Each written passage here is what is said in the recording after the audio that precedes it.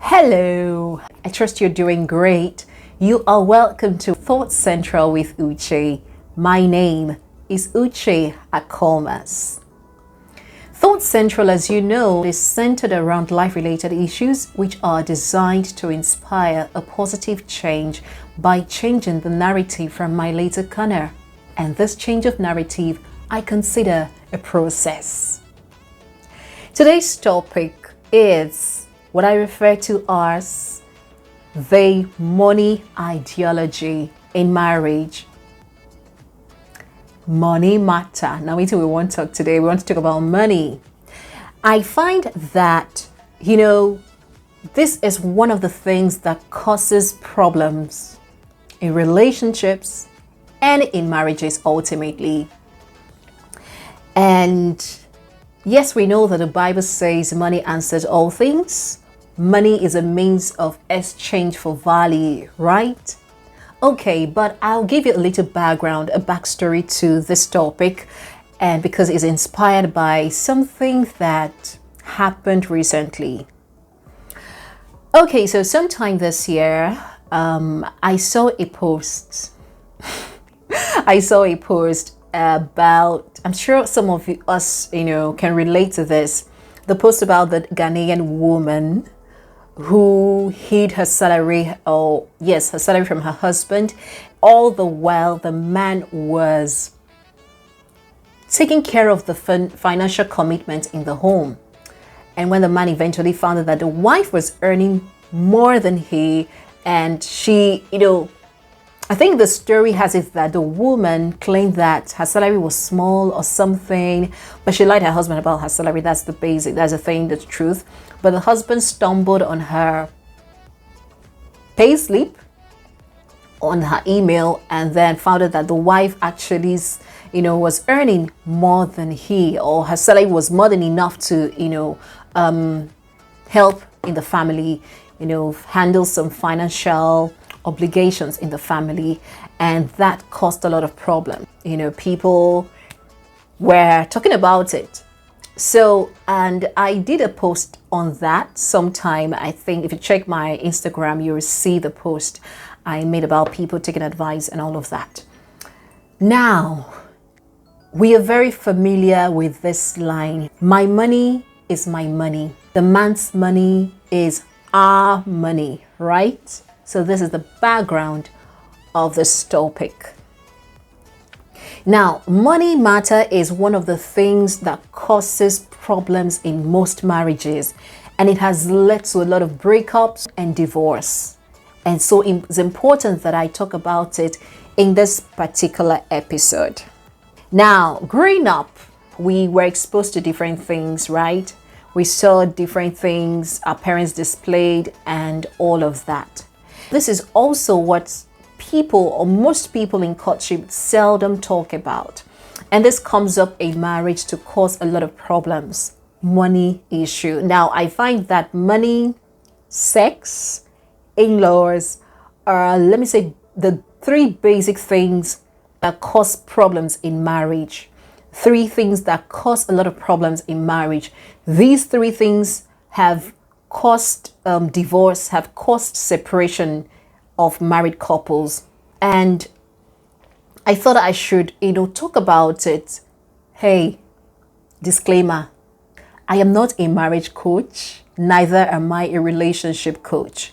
However, if you call me a relationship and marriage enthusiast, I will answer you. So I am a marriage and a relationship enthusiast. I love talking about these issues, and I love to share my little opinion, my little idea, about these things, and what I think that people sometimes do not really think about, or it doesn't occur to them to talk about, especially in relationship during courtship.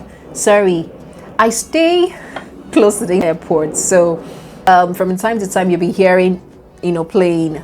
I'll try as much as possible maybe to pause it when I hear that. I'm sorry. Okay, so I'm just enjoying myself. I hope you're enjoying this too. Now, coming to this topic, money ideology in marriage. What is it? Every human being has money ideology. And this could have been picked up by our parents or learned as we grew older or mature. So we have a perception about things in life, and money is one of them. So money ideology, I would say, refers to the ideas or beliefs you have about money, an individual has about money. It is your understanding of what money is to you and your expectations in marriage in relation to money. I find that, some married couples fight over money matters, and this to a large extent affects their children's perception of money as marriage is concerned. Reason we hear, my money is my money and the man's money is our money. Now, this is what perception people have about money. And when they come into marriage or come into relationship, it begins to cause a problem. So it's important that people in courtship have honest conversations, honest and deep conversations about finance in marriage and your relationship. It should start from the relationship. The moment you have defined your relationship and you know that it is heading to marriage, is leading to marriage, it's important that you discuss money matter in relation to marriage. Okay, so now there are tips that I have come up with I feel that can guide intending couples in having honest and deep conversations in relation to their money ideologies in marriage. So the question of who should handle what. It's important that intending couples discuss who will handle the things that require certain financial commitments, such as house rent, service charges, feeding, children's school fees, medical bills, and everything, your overseas trip, your vacations, and all of that. Who is handling what in the marriage? Who should handle what in the marriage? And the decision should not be based on roles. Okay, you are the man of the house, I am the wife. No, but it should, be based on your financial capacity.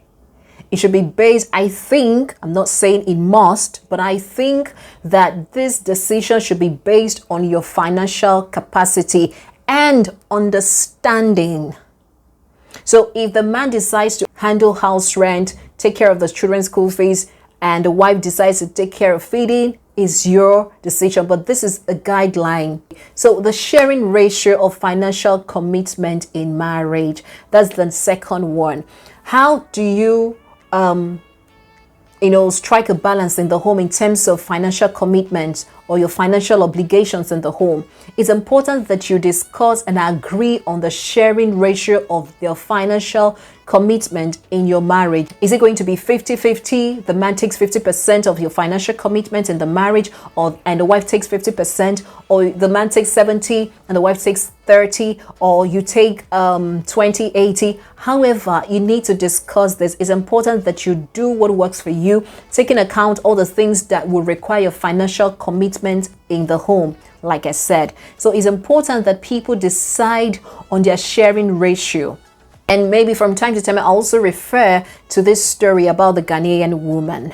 I believe that if they had had this conversation, probably when they were dating or when they were in courtship, some of those problems they had that were, shook the foundation of their home could have been, sorted out. If they had had honest and deep conversations about money issues prior to their marriage, they probably wouldn't have met themselves at that point. That would not have happened. Now, there is also the saver and the spender. So the saver and the spender. Who is the saver? Who is the spender? Okay, so let me say, I have a confession to make. Am I supposed to say this? Okay, but the thing is, I have understood myself. I've come to understand myself to an extent, and I know that I'm a bit extravagant. Okay, this is me. To thyself be true. To thyself be true. I have come to understand. Okay, I'm a bit of a spender. Okay. I met a guy some time ago, and we were talking. We became friends, and I think there was love interest. We were fond of each other, right? Okay, so but there was something he said that made me to like not to consider him for a relationship. I hope he's not going to watch this. I know he's the one. Okay, so but what I'm trying to say is, so in the course of a conversation one day, he said that he blew his salary within 4 days. So he was paid on a certain day, and within 4 days, the guy had spent the whole of his salary. Now, some of the things he spent his money on, according to him, were important, but in my own mind, or in my own head, I thought those things were not necessary. I mean, he could have done without those things. Okay, I'm not going to go into details. But because I saw that this person is a spendthrift, I said to myself, I'm a spendthrift, and having a spendthrift in a relationship or getting married to a spendthrift would be a disaster. So even when he eventually asked me out, I told him, I didn't tell him why, but I kind of discouraged it. Now, this is you being honest with yourself. Okay, so who is a spender? Who is the saver?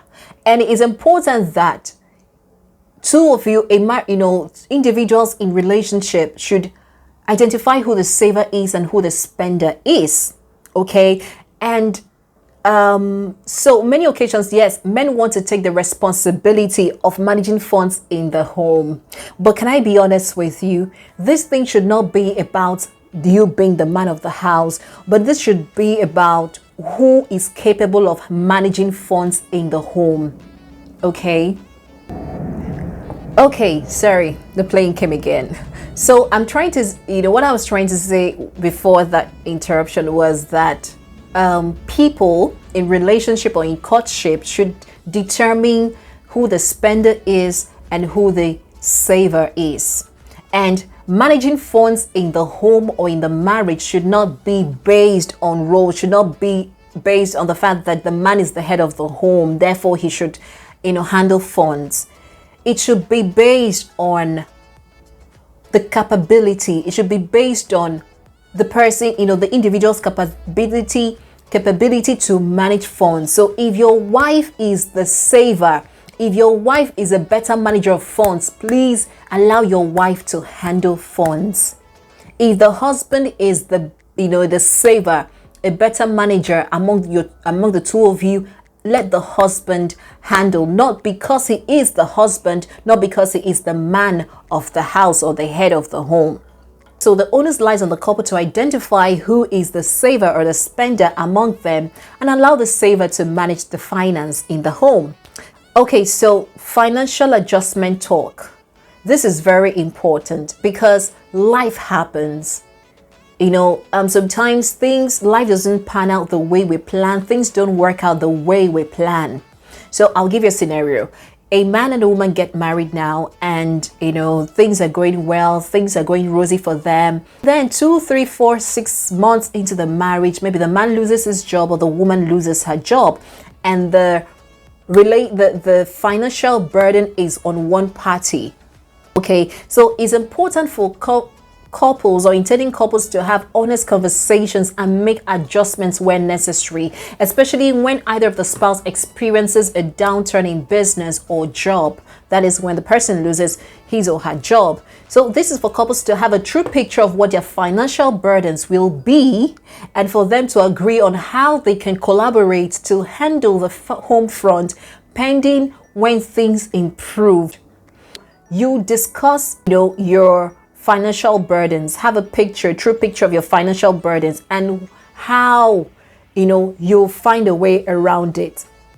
Now, every talk you're having, even as married couples or intending couples, should be the progress and the peace of the home to move the home forward. It's not about you trying to do things because of your selfish interest or your selfish desires, but everything, the motive should be the progress of the home to ensure that the home is running smoothly. It's important that married couples, as much as possible, view things from a place of, yes, what's best for our marriage rather than what's best for me. Because you two, the Bible says, and two shall become one. So this is about us. It's not about me. It's not about I. So it's about us. What is best for us? What is best for the home? Okay? Not about what is best for me. The peace and progress of your home should be paramount. Also, the motive that drives every of your action or inactions in every marriage. So it's about collaboration, it's about teamwork, it's about seeking what's best for you as a team, as a couple. All right. It's important that people have honest and deep conversations about money, in relation to marriage, and place your philosophies on the table and see what you need to unlearn, see what you need to relearn, see what you need to learn. If your goal is to have a happy home, if your goal is to have a happy marriage and have your marriage thrive and succeed, I think it's important that people should talk about these things. Okay, I hope you enjoy this as much as I did and you were able to pick a thing or two from what I just shared. Until I come your way again on Thought Central with Uche, my name is Uche Akomas. Have a beautiful day. Bye for now.